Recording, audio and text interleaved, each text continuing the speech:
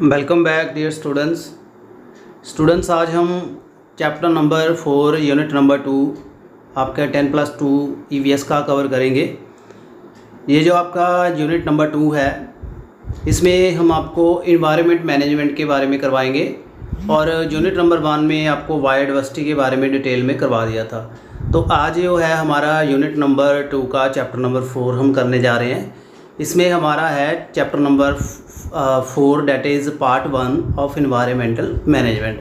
तो चलिए अभी इसको शुरू करते हैं और पूरा वीडियो एंड तक देखिएगा फॉर बेटर अंडरस्टैंडिंग। और कोई अगर आपको डाउट लगता है तो मुझे व्हाट्सएप पे कर दीजिएगा message, I will clarify your doubt.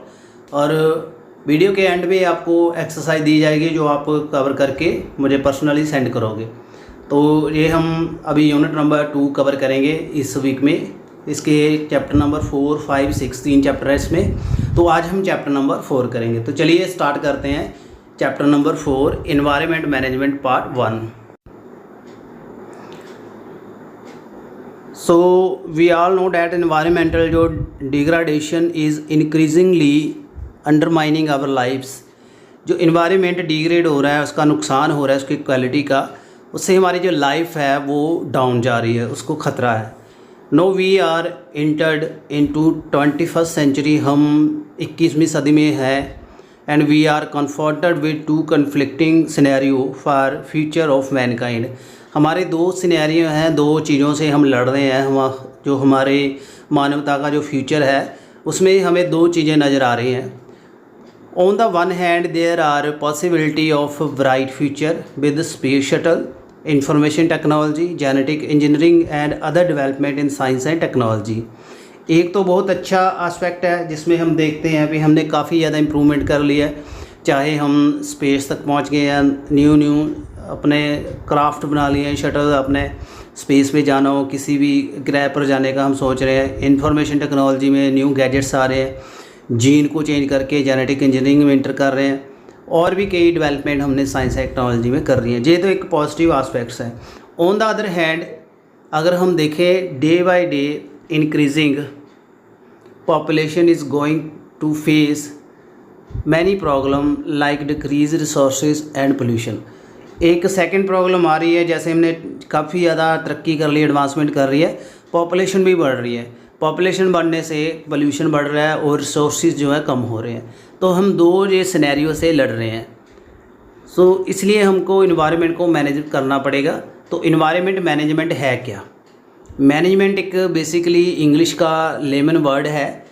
तो इसको कहते हैं एक्ट, मैनर और practice of managing, handling, supervision and control. इसमें चीज़ को हैंडल करना, सिचुएशन को मैनेज करना, सुपरवाइज़ करना, ये सारा मैनेजमेंट में आता है। सो अगर हम मैनेजमेंट में देखें तो हम क्या इंक्लूड करते हैं? प्रिवेंशन एंड कंट्रोल मेजर देखते हैं, रोकना और उसका बचाव, उसके रिगार्डिंग पॉलिसी बनाना, और इन्वायरमेंटल मॉनिटरिंग, इन्वायरमेंट की मॉनिटरिंग करना। तो ये सारा इन्वायरमेंट मैनेजमेंट में आता है, ये हमारा ऑब्जेक्टिव है। इन्वायरमेंटल जो मैनेजमेंट है is most important jet most neglected discipline. Environmental management एक सबसे मेन चीज़ है और सबसे ज़्यादा इसको इग्नोर भी किया जाता है। इन्वायरमेंट को हम इतना सीरियसली नहीं लेते। हम सोचते हैं क्या हमने लेना देना है, सांस आ रही है, सूरज निकल रहा है, बारिश हो रही है, हमें कोई फ़र्क नहीं पड़ता। मौसम डिस्टर्ब हो रहा है, हमें कोई प्रॉब्लम नहीं है, हम एसी में चले जाते हैं, कूलर लगा लेते हैं। हमने अपने बचाव के लिए आर्टिफिशियल चीज़ें बना ली हैं, तो हम इसको ज़्यादा नेगलेक्ट कर देते हैं। बट ये सबसे मोस्ट इम्पॉर्टेंट चीज़ है management.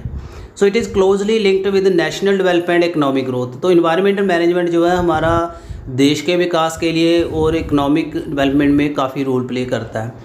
Today we are standing at the cross road in choosing between environment and development. अब हम एक दोराहे पे खड़े हैं कि हमने इन्वायरमेंट की ओर जाना है जहाँ हमने डेवलपमेंट, हम कन्फ्यूज़न में हैं। सो इंडस्ट्रियल कंट्रीज़ जो हैं जिसमें काफ़ी ज़्यादा उद्योग हैं देशों में, have achieved a decent standard of living and this achievement has resulted in enormous environment management damage.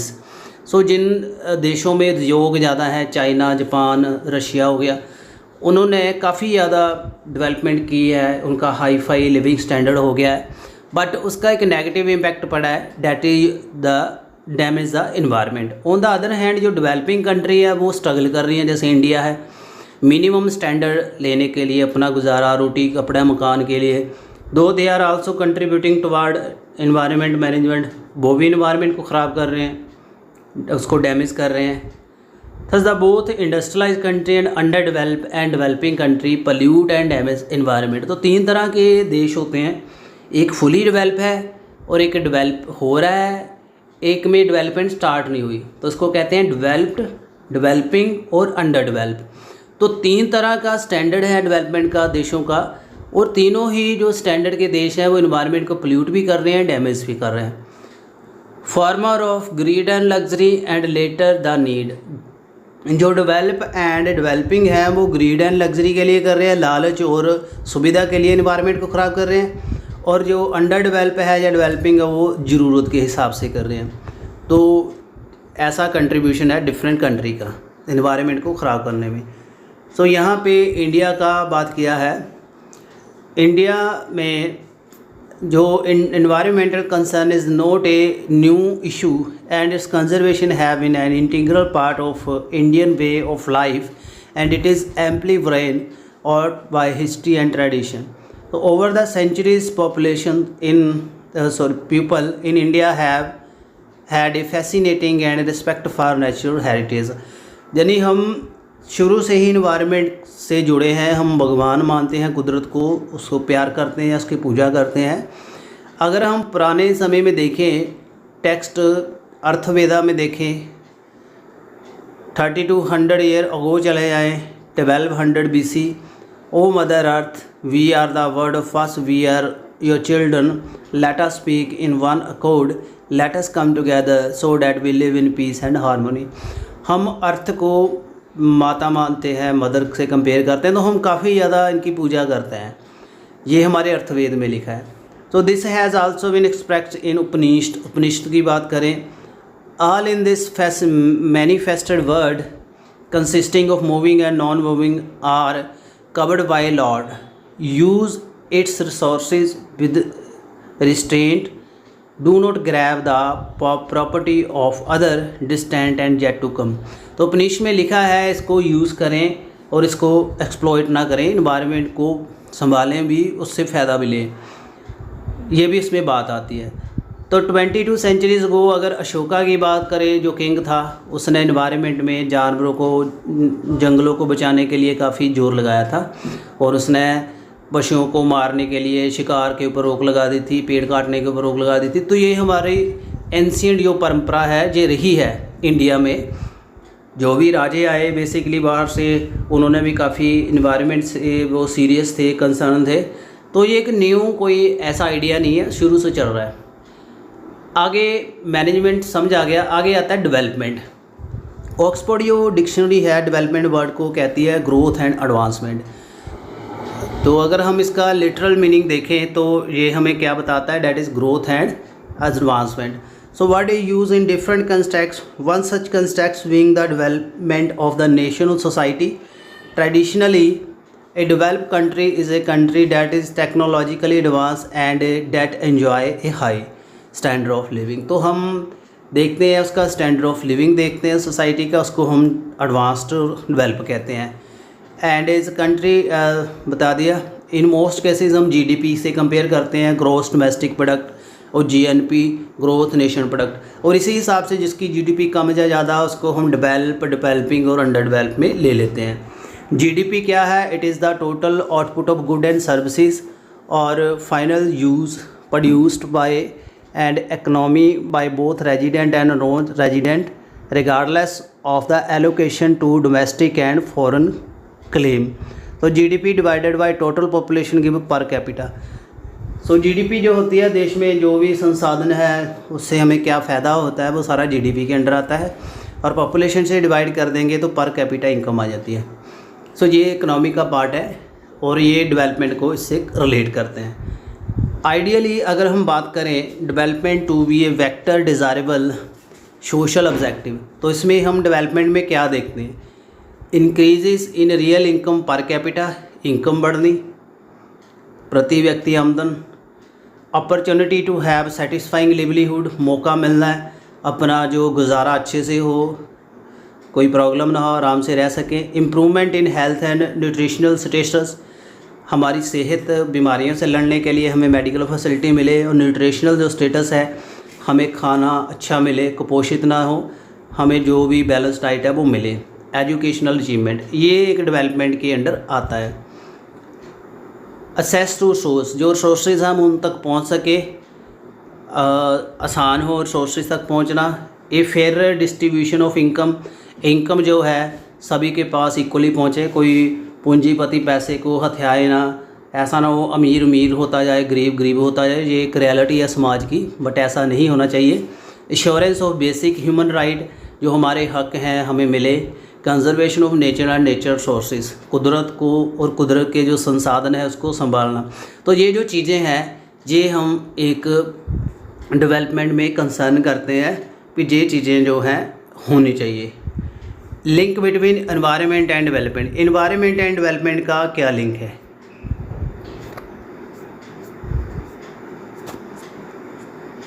One second.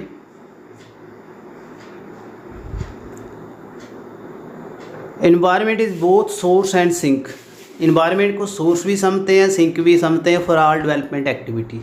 इस लाइन में ही हम इसको ख़त्म करते हैं। यानी इन्वायरमेंट से हम फ़ायदा भी लेते हैं, इन्वायरमेंट में हम गंद भी डालते हैं। जैसे हमने लकड़ी काटी, ठीक है, उसको जलाएंगे, जब जलाएंगे पोल्यूशन होगा, वो भी इन्वायरमेंट को फेस करना पड़ेगा। हमने लकड़ी इन्वायरमेंट से ली, उससे फ़ायदा भी ले रहे हैं, उसको नुकसान भी कर रहे हैं। सो विलेजेस में आप देख सकते हो, जैसे फ़िश है, water of various purposes playing a great role, पानी का काफ़ी रोल है। तो ये सिंक भी है और सोर्स भी है। मछली का पालन भी कर लेते हैं, और खेतों में जब हम खादें डालते हैं वो पानी में चले जाती हैं, पेस्टिसाइड आ जाते हैं, और रन ऑफ वाटर जो सॉइल को ख़राब कर देता है। तो ये एक क्या है, सोर्स का भी काम करता है और सिंक का भी काम करता है। नीड फॉर एनवायरनमेंट मैनेजमेंट, अब इसकी ज़रूरत क्यों है? Nowadays man think to himself a separate superior entity with endless hunger of power, prosperity and prestigious.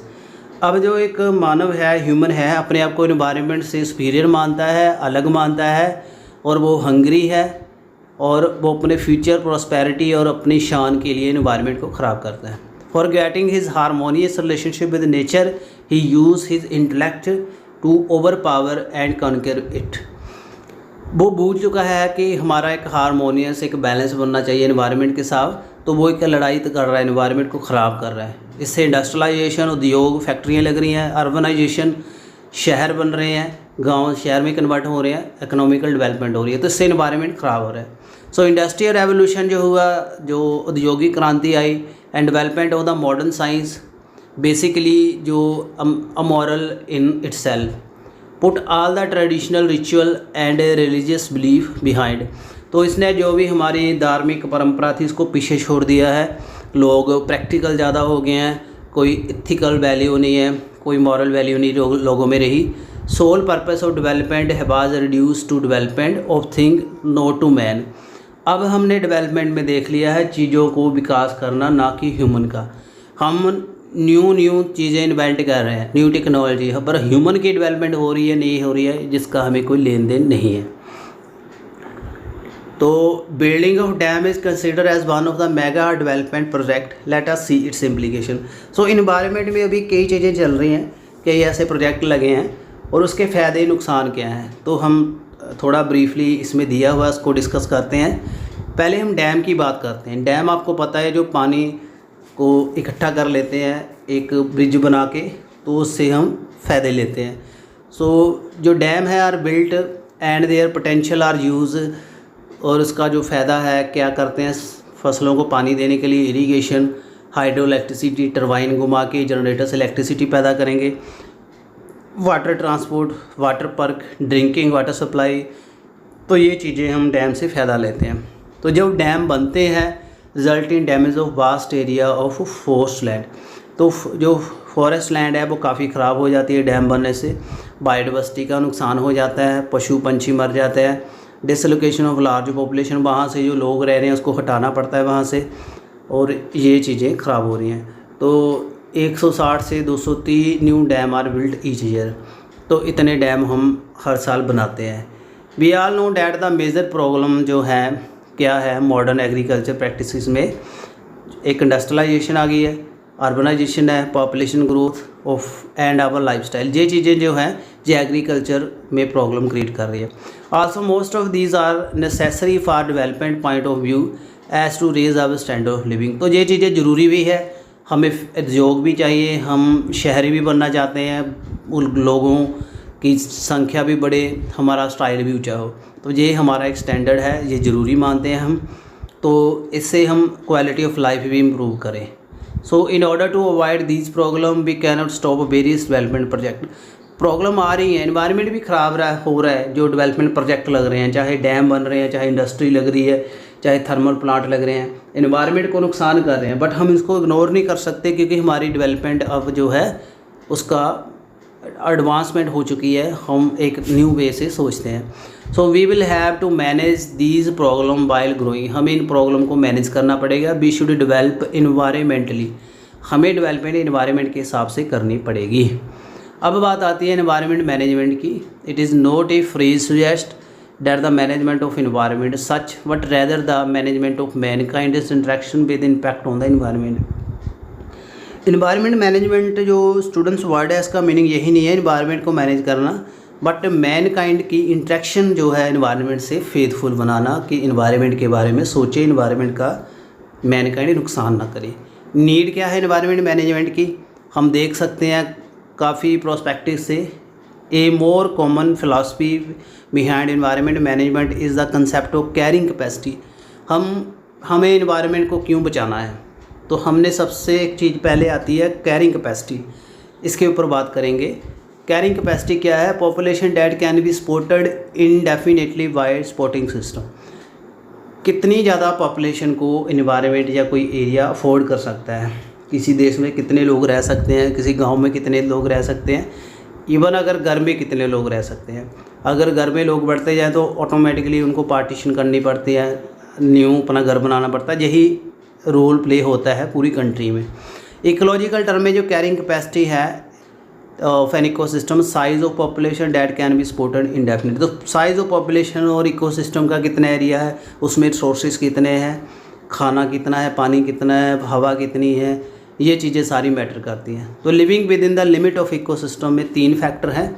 Ecosystem की लिमिट में जो रहना है उसके लिए आपको अमाउंट ऑफ रिसोर्सेज कितने हैं, आपके लिए संसाधन कितने हैं, पॉपुलेशन कितनी है आपकी, अमाउंट ऑफ रिसोर्सेज कितने एक बंदे को चाहिए, तो ये सारी कैरिंग कैपेसिटी है। तो इसके ऊपर बात करना ज़रूरी है। Aspect of environment management, environment management जो है इसका क्या एस्पेक्ट्स हैं, क्या इसके अलग स्कोप है, इसमें हम मैनेजमेंट ऑफ ऑल कंपोनेंट देखते हैं। एनवायरनमेंट में 2 कंपोनेंट होते हैं, एक जैविक और अजैविक, लिविंग और नॉन लिविंग, बायोटिक और abiotic. This is due to the interconnected and network relationship among all living and their habitat. तो environment also involve the relationship of human environment such as social, culture, economic with biophysical environment. तो हमारा environment कई तरह का human का, तो basically environment में जो नॉन लिविंग थिंग्स आती हैं, हवा, जल, वायु आती है, मिट्टी आती है, गैसें आती है, ये नॉन लिविंग है। और लिविंग में आपके माइक्रोस्कोपिक ऑर्गेनिज्म आ जाते हैं, प्लांट आ जाते हैं, एनिमल आ जाते हैं, ह्यूमन आ जाता है, इनकी इंट्रैक्शन है। बट अगर हम सिर्फ ह्यूमन की बात करें, उसका अपना है, उसका समाज है, उसका कल्चर है, इकोनॉमिक डेवलपमेंट है विद बायोफिजिकल एनवायरनमेंट, अदर जो एस्पेक्ट्स नॉन लिविंग से कैसे वो इंटरेक्ट करता है। तो ये जो चीज़ें हैं इनको देखना ज़रूरी है। इथिकल एस्पेक्ट्स, हम एस्पेक्ट्स के ऊपर चल रहे हैं। फर्स्टली यहाँ हम देखेंगे इथिकल एस्पेक्ट्स। इथिक्स होते हैं हमारे गुड मैनर। एनवायरनमेंट फिलॉसफी क्या है, उसके पीछे consider the ethical relationship between human and nature development. तो इसमें हम वर्ड इथिक्स जो है हमें क्या बताता है, वी शुड लिव, हमें कैसे रहना चाहिए, 1 second, and what ought to do, हमें कैसे लोगों को प्रेरित करना चाहिए, व्हाट काइंड ऑफ बिहेवियर, सही क्या है, गलत क्या है, मॉरल हमारी ड्यूटीज़ क्या है। तो ये चीज़ें हम देखते हैं। There are the many ethical decision that one make with respect to environment, जैसे should continue to clear cut forest for sake of human competition, क्या हमें जंगलों को काटना चाहिए ह्यूमन की कंजम्पशन के लिए। Should be continue to make gasoline powered vehicle depleting the fossil fuel sources while technology exists but environment obligation we need to keep our future generation। और हमारी ड्यूटीज़ क्या है इन्वायरमेंट को बचाने के लिए, तो ये चीज़ें एथिकल इशू में आती हैं। तो एथिकल कंसिडरेशंस क्या है? रिस्पेक्ट योर मदर अर्थ, अपनी धरती माता की रिस्पेक्ट करें। प्रिजर्व बायोडाइवर्सिटी, जैविक विभिन्नता, एनिमल प्लांट जो हैं उनको बचा के रखें। Celebrate all day related to environment, environment से रिलेटेड जितने भी दिन आते हैं उसको मनाएं। जैसे 5 जून को एनवायरनमेंट डे होता है, बायोडाइवर्सिटी डे आता है, अर्थ डे आता है, पॉपुलेशन डे आता है, इकोलॉजी डे आता है, इकोसिस्टम डे आता है, पोल्यूशन डे आता है।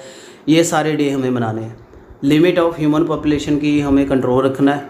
Judicious use of national resources, एक कानूनी तौर पे हमें जो रिसोर्सेज हैं उसको यूज़ करना, उसका शोषण नहीं करना, वेस्टेज नहीं करनी। Understand right and duty, environment से हमारे हक़ क्या हैं, हमारे ड्यूटीज़ क्या हैं। इकोनॉमिकल एस्पेक्ट्स वो आ गया आपका इथिकल, अब इकोनॉमिकल पैसे से related. Quantity to quality, traditionally we measure economical product in term of quantity of economical activity, that is GDP देखते हैं। So key issue be quality of economical activity, it mean to extend to which it meet real need and whether it respect ecological limit. At a product level quality refer to durability, repairability and upgradeability. Quality में हम देखते हैं GDP जो है हमारे देश में अगर बढ़ रही है तो लोगों का स्टैंडर्ड कितना है, वो अमीर हैं गरीब हैं, उनको फैसिलिटी मिल रही है, अच्छी एजुकेशन है, अच्छे कपड़े पहन रहे हैं, अच्छा खाना खा रहे हैं, वे क्वालिटी में आता है। और प्रोडक्ट की अगर बात करें, जो प्रोडक्ट हमें मिल रहे हैं, टेक्नोलॉजी मिल रही है, क्या वो ड्यूरेबल है, चलता है, रिपेयर हो सकता है या अपग्रेड हो सकता है। ह्यूमन कैपिटल, ह्यूमन कैपिटल में ह्यूमन कैपिटल जो की है सक्सेस का, ह्यूमन के अपने आप में ह्यूमन की पूंजी है, लोगों की संख्या, मैन पावर जो है। Reduction of economic waste, economic चीज़ें जो पैसे की वेस्टेज हमने कैसे कम करनी है, ये भी हमने सोचना है। वो ऐसा वेस्टेज नहीं करना पैसे का, कहीं गलत प्रोजेक्ट पे नहीं लगाने जिसका ह्यूमन बींग को कोई फ़ायदा ही ना हो। इंटीग्रेट इन्वायरमेंट, इन्वायरमेंट एक इंटीग्रेट वे में तैयार करना। Environmental management require integration of social and environmental factor. Global standard, multinational company can help transfer environmentally sound technology purposes and management practice by operating with single global standard of environment. तो global standard बनाना, पूरे world से हमने communicate करना है, ऐसी technology पैदा करनी है, ऐसे अपने सॉफ्टवेयर, पेमेंट के सॉफ्टवेयर लेके आने हैं, ऐसा हमने मैनेजमेंट लेज़र को मैनेज करना है, अपने रिसोर्सेज का ऑडिट सिस्टम लेके आना है। ये सारा ग्लोबल स्टैंडर्ड है। टेक्नोलॉजिकल, हमारी जो टेक्नोलॉजी है वो अच्छी होनी चाहिए। Reduction and clean up the man made pollution को कम करना with future goal of zero pollution. जैसे यहाँ पे सोलर पैनल लगाया है, इससे हम जो सन की जो रेडिएशन है उससे हम इलेक्ट्रिसिटी ले सकते हैं, इसकी हीट से खाना भी बना सकते हैं, गीज़र चला सकते हैं, घरों में इलेक्ट्रिसिटी की प्रॉब्लम को कम कर सकते हैं। Reducing the societal consumption of non renewable, जो पथराट बालन है, जो कोयला है, डीजल पेट्रोल है, उसको कम करना, क्योंकि वो बनने में टाइम लगाते हैं, पोल्यूशन ज़्यादा करते हैं। Development of alternative green low carbon renewable source, एक अल्टरनेटिव बनाना जो कि हमें अच्छा एक रिसोर्स प्रोवाइड करे। Green house effect, global warming के बारे में पता होना चाहिए। Conservation and sustainable use of scarce sources such as water, land and air. Preservation and expansion of threatened and danger species को बचाना, उसको बढ़ावा देना, जो प्रजातियां जानवरों की या पौधों की ख़त्म होने की कगार पे उसको बचाना। शिफ्ट टू नॉन क्लोरोफ्लोरोकार्बन की टेक्नोलॉजी, क्लोरोफ्लोरोकार्बन होते हैं जो ओजोन लेयर को डिप्लीट करते हैं, उनका यूज़ कम करना। तो इसके लिए आपके पास काइटो प्रोटोकॉल है। काइटो प्रोटोकॉल मैं पहले भी बता चुका हूँ। ये ग्रीन हाउस इफ़ेक्ट को कम करना, मोस्टली कार्बन डाइऑक्साइड वगैरह जो है उसका यूज़ कम करना, ये काइटो प्रोटोकॉल में आता है। एक प्रोटोकॉल होता है मॉनिट्रियल प्रोटोकॉल, मॉनिट्रियल, 1 सेकेंड,